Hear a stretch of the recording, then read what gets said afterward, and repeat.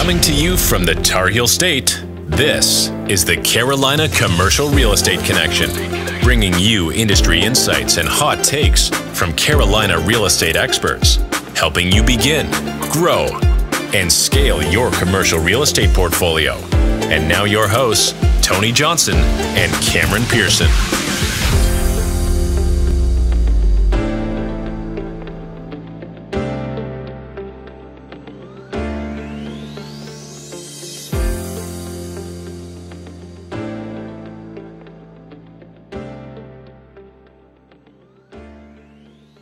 Allan, so I appreciate you coming and sitting with me and Cameron and talking about real estate in the area. Tell us a little bit about your background. How long you've been in Wilmington and how long you've been in real estate? I'm Wilmington native. I've been here for 44 years and started back in commercial real estate in 2015. Got my license in 15. Did logistics. Prior to that, I did logistics, moved military service members, and just kind of saw that with DoD contract work, kind of saw that was contract was coming to an end, decided to get a real estate license. Knew I didn't want to sell houses, so started looking into more of the commercial opportunity, and started over at Caldwell Banker Commercial Sunfish Partners back in September 15. Oh wow, so you stayed there the whole time? I've been there, yep. I looked around in a couple of the companies, and most of the other firms in town are independent. And with Caldwell Banker being a national flag, they had a training program that allowed me to go in and, because really I had no background at all. So they had a program called the Emerging Brokers Training Program. So that was about a 6-month training, couple trips out west to, more in class. And then, kind of gave me the basic kind of a boot camp for commercial real estate, but still, that's awesome. But still, the more the boots on the ground and just kind of trial by fire is certainly that's a good learning way too. So when you started, were they doing real estate agents you just start, or did you work under somebody that was a broker back then? Or well, what I ended up doing was there was some more veteran brokers in our office who they'd get a call or whatever they didn't really want to handle, or they were just had other things going on. So, they'd kind of refer that to me, and, I'd kind of run with it or help them with a deal, and, they'd bring me in. And, certainly the first year was a shock, because it was, very, very little money. Like a family better though, I bet, when you got one. It was $100, $300, whatever, small. It doesn't matter. The check was a check back then. They say with commercial real estate, you got to get through the first 2 years, and then by year 3, you actually can start making money. Yeah, that's. I will agree with that. Yeah. So, well, now, are you a second generation? Wasn't your father in real estate as well? No, my father is he's an attorney. Oh, an attorney. That's right. A real estate attorney. Real estate attorney. I see. And actually, he's currently currently on the real estate commission. Oh wow! As well. So was he excited when you went into real estate, or was no, he not at all. No, not at all. What pulled you that direction? Just wanted more kind of work for myself. Just the freedom to be able to get out of the office, get out and about. My last job, I was pretty much stuck behind a desk for 8 hours a day. You're solo, so to being able to get out and kind of interact with people was kind of more what I was looking for. Plus, the freedom. I've always kind of had a interest in real estate, just not any kind of investing, just kind of being nosy just to see what's on the market, what prices were. So. Now, have you invested in real estate at all? Any real estate investing? I have not. Do you have any relationships with people that are doing consistent investing? I've got some clients who are investors. I know that and that's more on the development side. It's more on the land side. But well, maybe we can get into a little bit of that, just kind of get a good understanding of what they're doing, and if people are interested in getting into development, how you can help them. So if somebody, if one of these developers that you're dealing with, somebody, for instance, wants to get into development, how can you help them? I think number one, kind of figure out what they're looking for. What kind of property type is, is it someone who's just strictly, if they want development, are they a home builder? Are they looking for land to build homes on? Are they looking for, is it going to be a commercial developer who's going to go in and either build a shopping center, strip center? Kind of got to figure out what their niche, what their idea. Well, let's just take an imaginary idea and roll with it. So primarily the developers that you work with, what do they do? Multifamily, single family homes, commercial projects? What do they do? Yeah, there's some of the developers we work with, especially on some of these land deals that we've done. It's been a mix. It's been residential. It's been more of the townhome, the the single family home, and we've done a significant amount of acreage up in the Scottsdale area, which as you guys live here, y'all know. So if we're looking at, let's be a developer looking at a mixed multi-use, so maybe some multifamily with some single family homes built in. So when they're looking at land, what is the acreage that they're looking at? So they're sending you off. Are you finding properties for them that are listed somewhere on like a land site, or how are you bringing them properties? Most of it, multiple ways. Some of the stuff we had listed, or we had the listing. Some of the stuff was off market. Where you kind of go approach a property owner and say, "Hey, you're selling your land." Most of the time you get the off market stuff. Really interesting to me. Like how you access it. Is it a bunch of mailers? Are you actually boots on the ground? For me, it's more boots on the ground. Yeah. I don't know about you guys, but if I get something in the mail, half the time, if it's not something if it's something I don't recognize, it's going to the trash or the shredder or whatever else. So, not to say that mailers don't work, but that's just not what I do. I'm more in line of just trying to track down that property owner and just, whether it be, phone calls, you can do,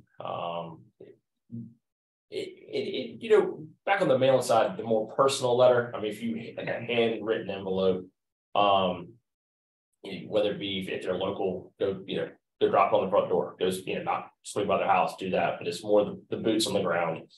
And with Wilmington, it's kind of we like to think we're a big town and all that, but it's still got that small town feel. So a lot of times you can, if you know enough people, you can find someone who knows that person. It's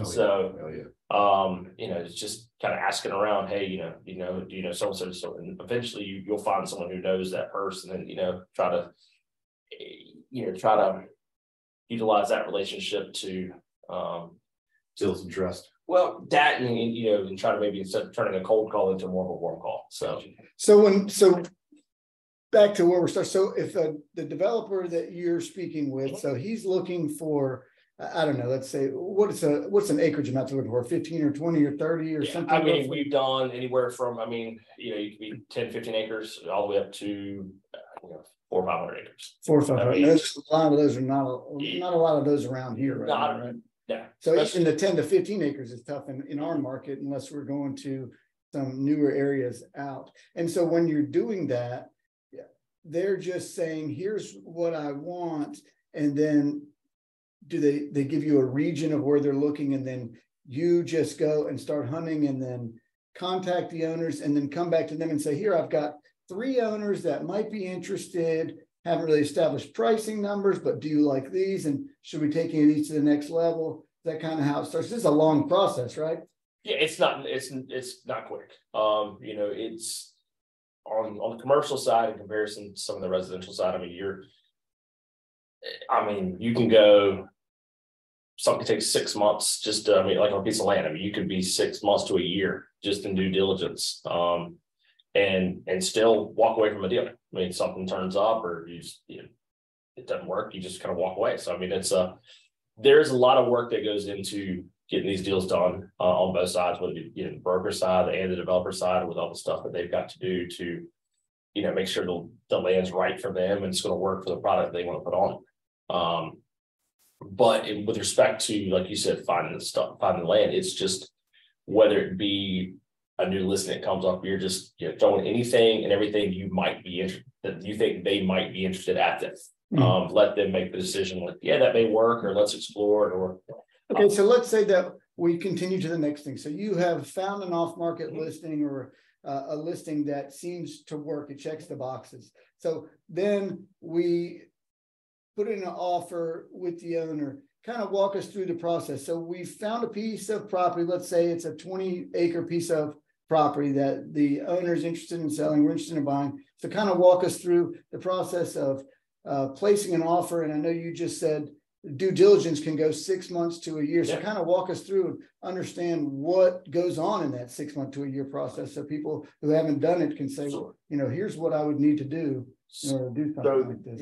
Yeah. Ultimately you find a piece that your buyer is interested in, and you got to set a price because it's not listed. So you got to figure out what is the land worth, and whether if stuff sells, comps, same thing like you would try to do, but there's no real starting point. I mean, you just kind of got to throw a number out there and just work that. I mean, that can take good amount of time just trying to figure out exactly to what that number is to get the owner to sell it. But once you do figure that out, get it under contract, I mean, you've got to do everything from you figure out the product. So survey, figure out exactly you're buying exactly what you're buying. And then if you've got, and then working with the county to find out if what you're going to put on the site fits the zoning, if it's rezoning need to be involved as well. And also are all your utilities at the site. Is there water and sewer? Is it municipal? Is it private? You've got to just kind of figure out make sure everything is there, or that you can get everything there. Right, and how much it's going to cost to get it there, how long it's going to take to get it there, right, which are big challenges. So then when we're doing that, and so we're going through that due diligence process, we get a surveyor involved, then we probably have to get that surveyor to do like a topographical survey, right? And then the next step is maybe get a civil engineer involved and start talking to the city. And so when you're involved in that, what are you doing during that process? Are you just waiting? Are you keeping up, following up with them? What are you doing? A lot of times, you're just you just want to be in the mix to kind of find out, see where things are in the process. Because a lot of these developers, they already have their relationships with their surveyors. They have relationships with their engineers. So, they, in our instance, they kind of handle a lot of that on their own. We're there to assist in any way that we need to, but as long as we're just kind of kept in the loop and assist in any way that we need to, we're just kind of there in a supporting role.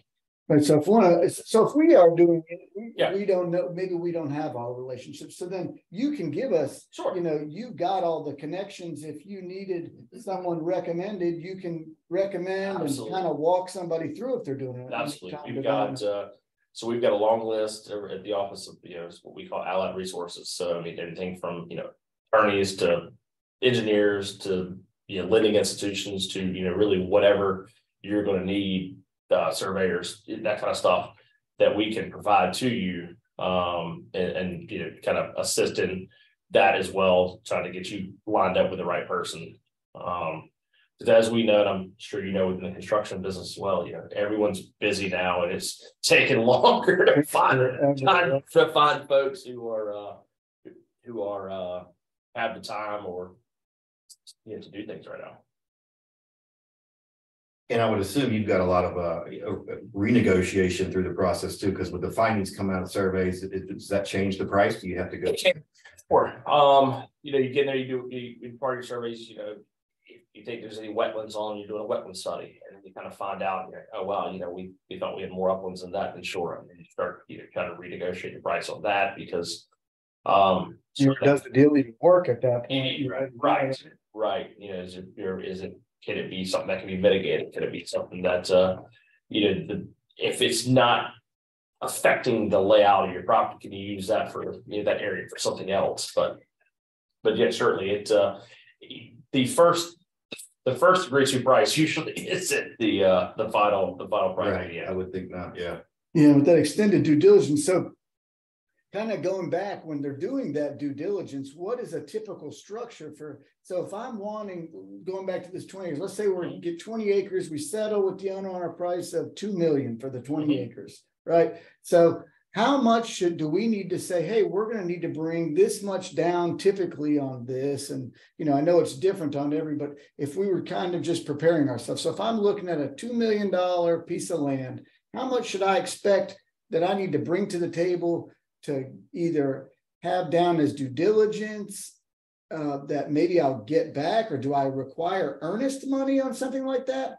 Kind of walk us through that process. What's the expectation? So, a little different on the commercial side and the residential side. I know there's that little thing for a due diligence fee, which we don't have in commercial.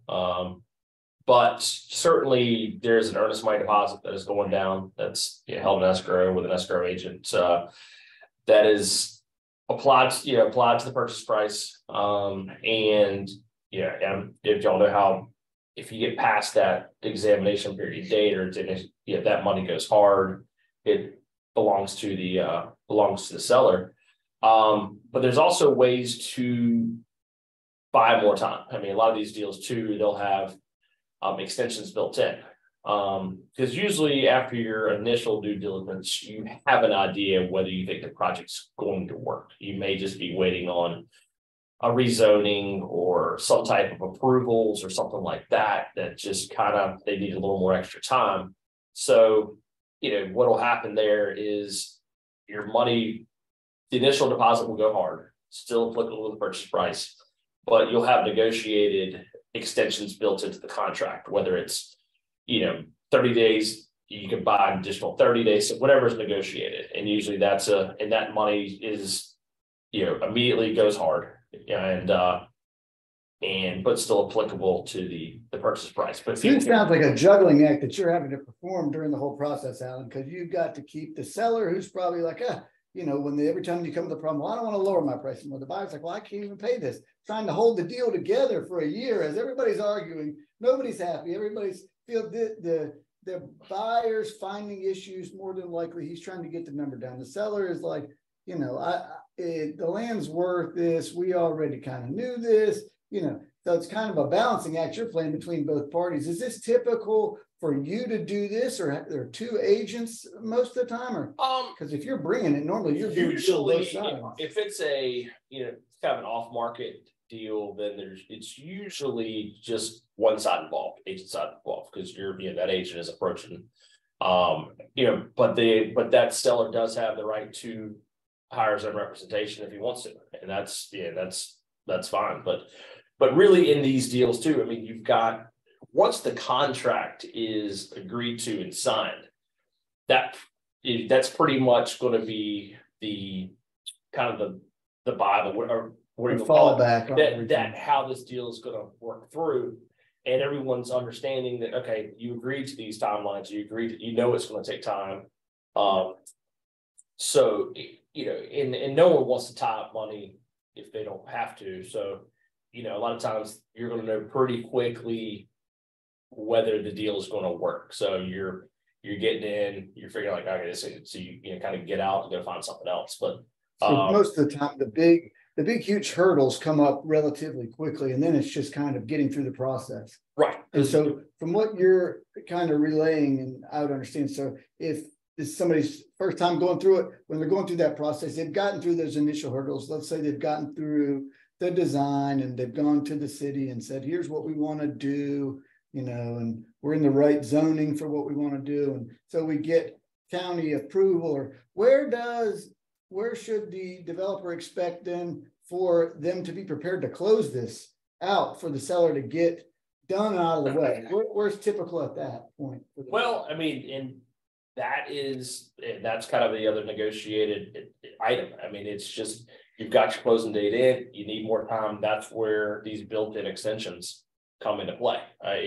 You need more time. You're buying time is what you're doing. And it's just so It really depends on how much due diligence needs to be done, how much information you need, and then whether, like I said, it's just going through the process. And things just take time. So I mean, and so when you're going the process with these guys, and let's say everything's looking good, the process looked good, they've gotten through the city.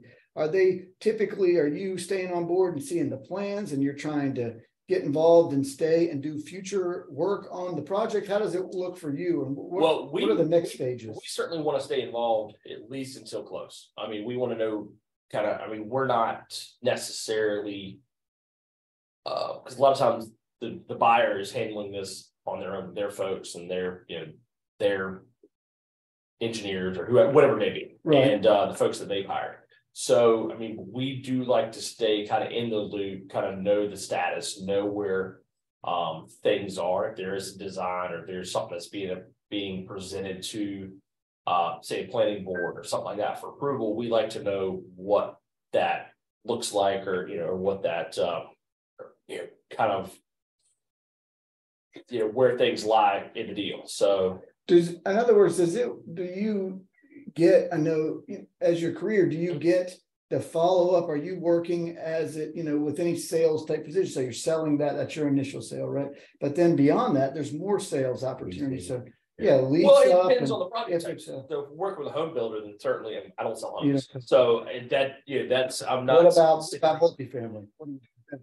No. Come on, man. What are you doing? Get some multifamily going. Really, your goal is, if someone's coming in and let's say they're developing, build a strip center, something like that, you want to be able, you set them up to buy the land, hang one through the process. Ultimately, you want to be able to list the property for lease or sale or whatever they plan on doing with it on the commercial. So you guys too for commercial. We do. I mean, we do property management, we do leasing, we do sales. I mean, we do tenant rep, buyer rep.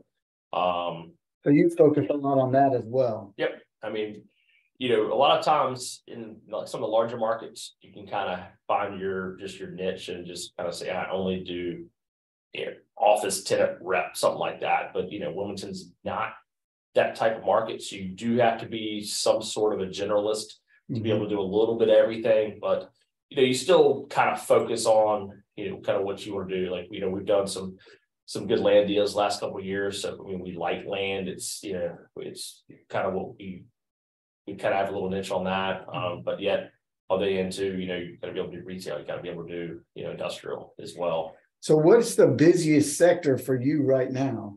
Where are you seeing the most? I mean, right now, obviously nothing is looking fantastic, but even so, retail still seems there's very limited space available, right? In this market. Well, I mean, we've got, I'm just kind of on Cameron's thing too, talking about, I mean, on the residential side, there's very little inventory. No, yeah. So, I mean, what you're seeing there. So, I think I saw something where, listings are down, number of closings are down, but prices are up. Right. So, we always kind of piggyback behind residential a little bit. So, I mean, our inventory is down as well. And I think I was reading something last week where they were on vacancy rates, where on the office side, we're looking at like, 2% vacancy rate for offices, but somewhere like Raleigh is going to be 18 to 20% facing. Is a 2% office vacancy rate? That's the thing. That's a report, a CoStar report that was out. So, and the problem too, especially because what we have in comparison to Raleigh, you have these, large companies with their, 20, 30, 50,000 square foot of space. Here, I mean, anything, 5,000 square feet is a big without office. Yeah. So, and, so those small office space are they're just hard to come by. And I've been for an office for myself for 2 years now. But what you're seeing, what's going to happen too is, you start getting it on with the development side, the lending side. So lenders are starting to tighten the ropes in. So the development's going to slow down. So what it's going to do is whatever properties are out there, it's going to make the demand for those a little, more. So which in turn is going to, make the demand, make prices kind of go up. I mean, that's the thing too, as they're going to slow down and tighten this, if you can go through and develop something, now would be the time, because it's going to be low inventory for new development. And, it's going to be My question is kind of that, what do you think is the biggest underserved part of commercial in Wilmington? So for me, it'd be, okay, that's the opportunity, where can we fill a void? Well, as you see it up by your office up there in North Car, I mean, there's is flex space, industrial space. And I mean, well, there seems to be a lot of that coming online right now. So, I mean, I see the listings now. It looks like they're trying to lease them up before they build them. Well, sir, and eventually that's kind of what you do. Just kind of go, if you build it, build your shell or build out one of the units, and I mean, just wait, because I mean, they'll come. I mean, it will come. It's just, number one, trying to find the land to build it on. That's number one. But you've got, with the amount of people coming into this area, you got to be able to service those people. So you get these more people means more services, whether it be the HVAC or whatever type of service companies. I mean, you've got a lot more people to serve. So I mean, we've just seen that anything industrial and land are the two things that that we're seeing. Industrial land well, I mean, plus we're on that land anyways. I mean, Henry County being the second smallest county. I mean, we've got. Well, there is some land. The problem is the land that's still available is terrible land, and there's no utilities there, right? So it's getting Cape Fear Public Utility to bring the utilities over, which is so expensive and time consuming, and then they're tying into lines that are over capacity in order to even bring it there. So then so the infrastructure is just not there for us to grow at the rate we're growing, which is great for people, all of us that are in this industry, doing mortgages, doing real estate, building. We're all extremely busy, but it's just so many bottlenecks. You're dealing constantly with those problems, but we're lucky to be in a great area that we're having those problems. Now, I'll piggyback the question onto you. I mean, you're doing all of these build outs. Is it majority retail, that kind of stuff? I mean, what do you guys seeing? Yeah, the vast majority is retail. Now, I don't know how many dental offices we can fit in Allen County. There's more dentists than I know what to do with them. There's more. And that's become much more of a retail environment than it was. It's just anywhere. We just priced the dental office in front of Best Buy. And I mean, there's no parking there. I don't understand the idea of putting a dental office there, because you've got like 3 spaces, and then you're gonna have to park in Best Buy's parking lot. But that's just it. And they open those dental offices and they're just full. I mean, you can't even get an appointment. Everybody's got teeth. So I guess then there's more people coming in with more teeth. So thing about that is we're going to keep people with their teeth. So that's right. Who has the sparkly teeth around here? Couple of batteries. Stay alive. So so as far as it goes, finding land and finding these properties, there's such a broad difference right now with the increase in rates and the economic conditions. So now we've got kind of a bottleneck because everybody's still wanting to do deals, there's so much money in the economy, but a lot of these things, the deals just don't make sense. People have raised rents at such a rate that you can't continue at that rate because people can't afford to pay that rent. And so now the rents kind of, hit a plateau, and the interest rates have gone up. So then buyers can't go in and buy and underwrite something saying, okay, the rent's going to continue to go up. That's how I'll make it, or my value is going to go up with the amount. The values have gone up, and with the interest rates, now the values are going down. So it makes it difficult, right? So how are you trying to weather those, and where are you trying to create a niche so you can create stable money coming through the door for yourself? Well, you're just certainly trying to service the clients you already have and help them, whether like for instance, trying to, if they got a space you need to backfill, try to backfill space for them, or ultimately, if I know rates are where they are, and that's banks are kind of turning the spigot off per se a little bit, and but if you do have, it's still a cash game. So I mean, if you've got a lot of private money still. Yeah, I mean, there's still a lot. There's so much money. I mean, everybody has so much money. It's just trying to find what can they do with that money is the thing. Now, I will say, you know, I have gotten a lot more off-market, you know, side opportunities now where people have kind of gotten through a process and they're, I think, getting gun shy and want to step away from some development deals. So I have seen some things come across that people want to, you know, just confidential things that people want to, you know, can I get out of this because I'm nervous, or maybe their financing is not there, you know, so there are some opportunities, and this is a great opportunity, you know, for Cameron. I know it's a great opportunity, and for you, because this will thin out the market. So the people that aren't the top performers, the people that aren't established, that really don't have their full heart in it and aren't dedicated to their career, you know, they'll fall off, and you know, whoever can last through this storm that we're entering is going to come out on the other side much stronger, right? And much more successful. I agree. But to piggyback on Cameron's thing about private money, I mean, that's piggybacking. Hey man, you're setting me up for it. So, you're carrying the load over there. I'm carrying the load. Yeah. Private money is another thing that we're seeing a lot of. I mean, just folks, you know, with banks being what they are, is just folks with cash out there lending. I mean, it's could be at a higher rate, but you know, for folks who can't get that loan that they need or short to get a project done, then I mean, it's it's certainly an option. Owner financing.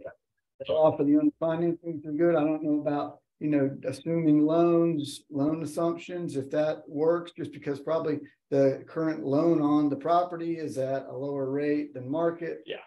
Are you seeing, I was listening to another podcast about the commercial side. Are you seeing almost manipulation of the contract now to make it a little bit, basically it's owner financing, as Tony was saying, so the contract comes in, so you as the buyer can come in with minimal monies down, the way you structure it, so it actually win-win for everybody?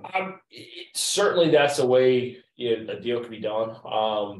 I haven't personally done many owner financing deals, but I know they're being done out there, and you know, it really just structured however it can benefit both buyer and seller. I mean, also, so have you worked with creative finance deals? You got any, like, what's the most creative deal you've been a part of?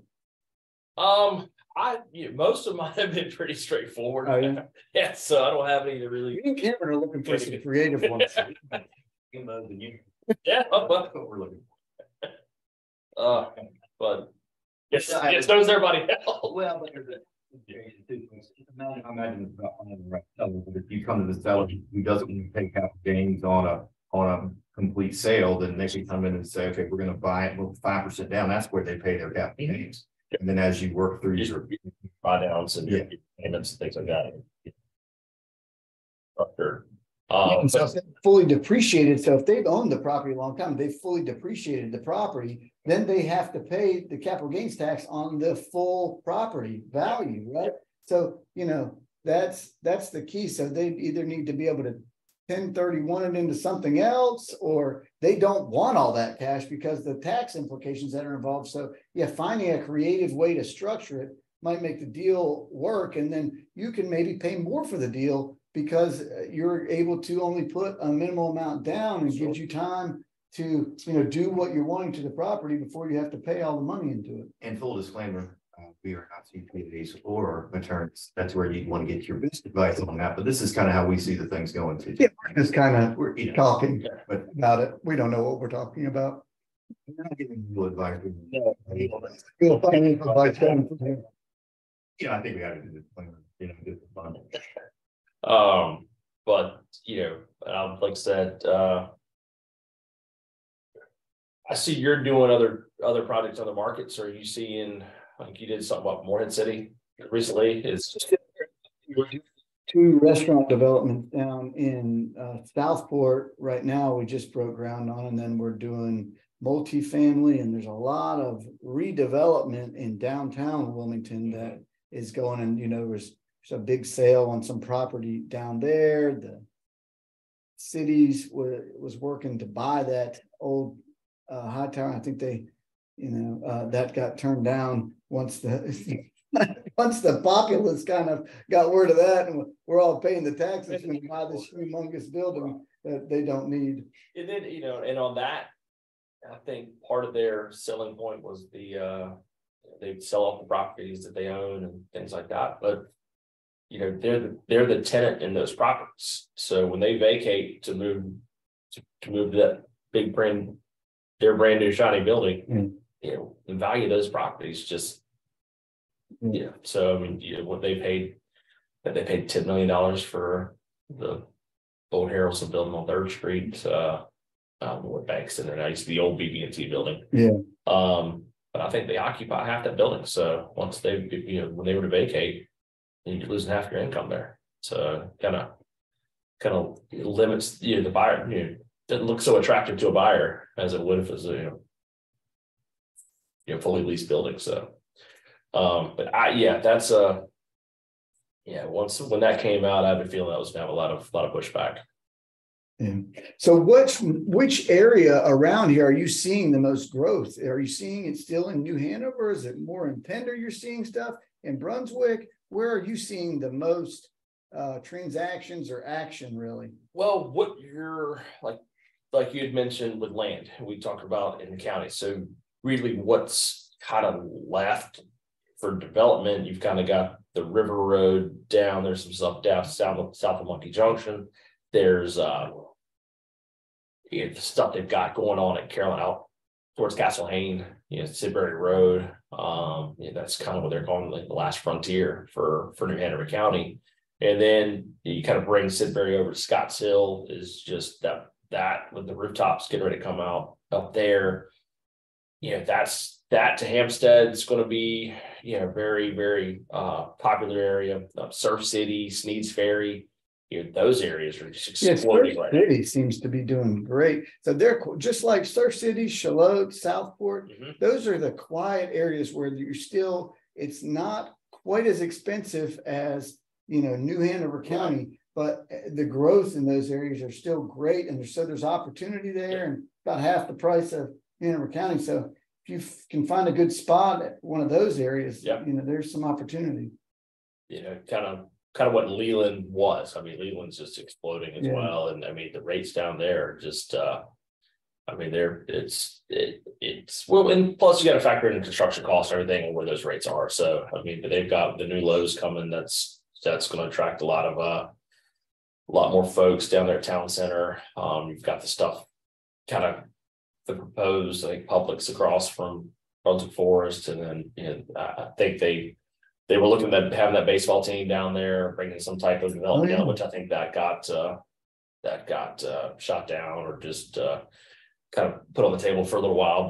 But I mean, Brunswick County, it's growing rapidly, and I think Charlotte area down that way, and I think another area that's sooner or later that's going to pop a little bit is out by Compass Point. I mean, that's going to be similar to what you saw with the old Magnolia Greens and Waterford, where they were just out there kind of middle of nowhere, and then the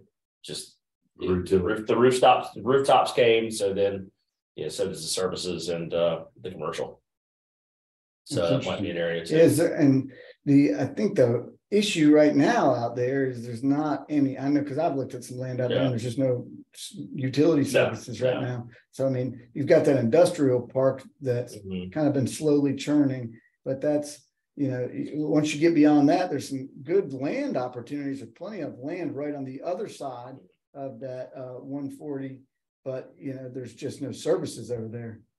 But once there is, and I'm sure eventually there will be, those landowners will be happy for sure. But 140 is also going to, that opened up opportunities for other development as well. A lot of the stuff in that kind of the Mount Misery Road area. I know there's some large tracts that folks are holding for development down the road.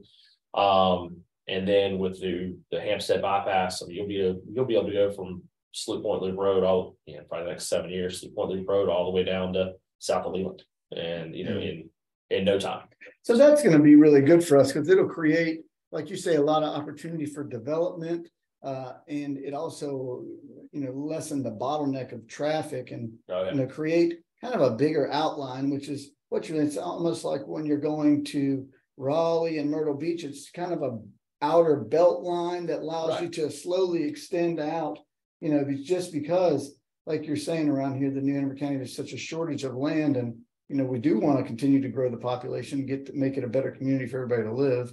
So based on that, Allan, I appreciate you coming. What are some ways that you like to give back to the community around here?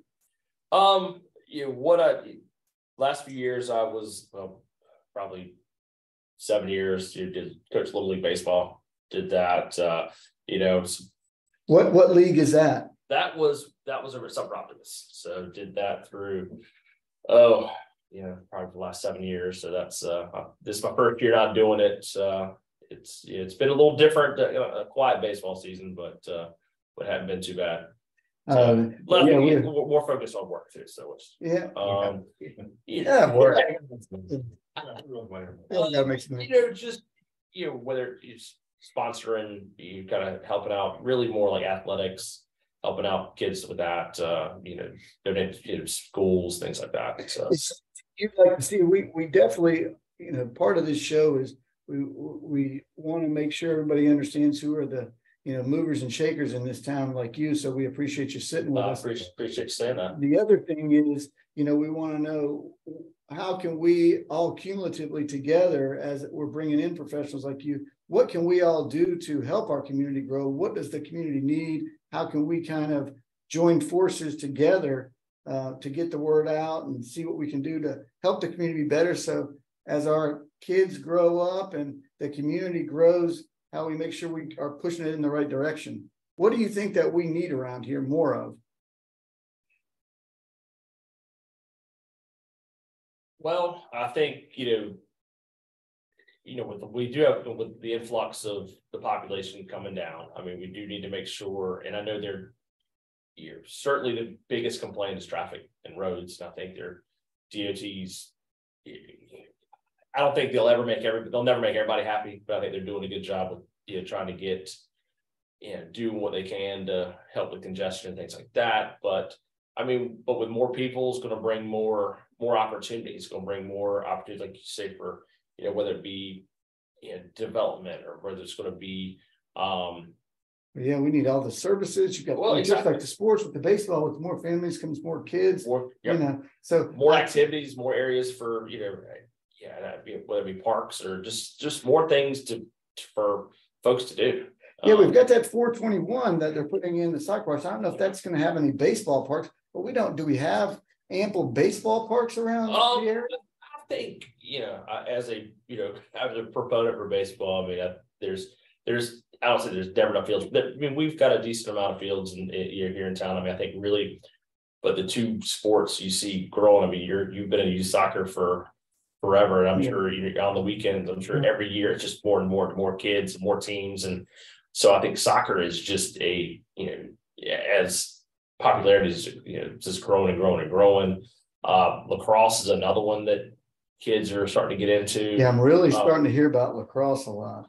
And I mean, that started when I was in high school, was kind of when lacrosse first became a school sport, and it wasn't, you didn't really hear much of it. Now it is just grown rapidly in popularity, both, you know, boys and girls.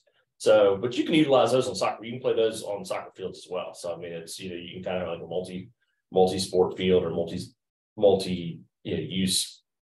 It would be, you know, what's nice, and I think would be great. And I know the field on 421, I'm assuming that they're setting it up for this, would be able to host nice tournaments in this area for sporting events, which we kind of lack. As we're growing, I think really that's the next evolution for our area with sports, to be able to host tournaments, you know, multiple different sports seasonally around here that'll drive more traffic to the area for, you know, vacationers and bringing in out of town money for the area. Yeah. I mean, you know, and in you know, being involved in travel sports as well. I mean, you're traveling places like we do, Goldsboro, Rocky Mount. I mean, I know, yes, they're easier for folks to get to because you can come from all four sides, and you've got 40 to, you know, whether 95 or what, it's easier access. But, you know, but on the other side too, you know, Myrtle Beach is just, I mean, they've got all the complexes and the facilities down there and they're in the same boat we are. I mean, they've only got 3 sides. I mean, you can't develop to the east. So, but I think they've just done such a really good job as, to attract, the tournaments or the organizations or whatever. Plus, people want to go there. And I don't think as we do have facilities and things that we don't have that, Class A, just athletic park like that, the one in North Myrtle. I mean, you've got everything from the weight park to the baseball fields to the soccer fields. I mean, it's just kind of an all in one. And, if you could put that development together, that would be a home run. Sure. And then you've got, and then what they're now doing down there is services are starting to come out in front of the park. Just, like, okay, there's people, gas station, hotel, whatever it may be. So it just attracts the services, for those participants. Yes, that would be good. We'll have to follow up on that baseball park. I did see that and see if that comes to Brunswick County. That would be great for the area. Anything like that, I think really helps and, brings additional service opportunities for other people to come in and, start up businesses and continue the area's growth. So. Well, yeah, I was gonna say that certainly sounds like we're gonna leave here and grab a shovel. And we're gonna go create a park. We got a lot of things to do here. I don't know. I just gotta find the money. That's it.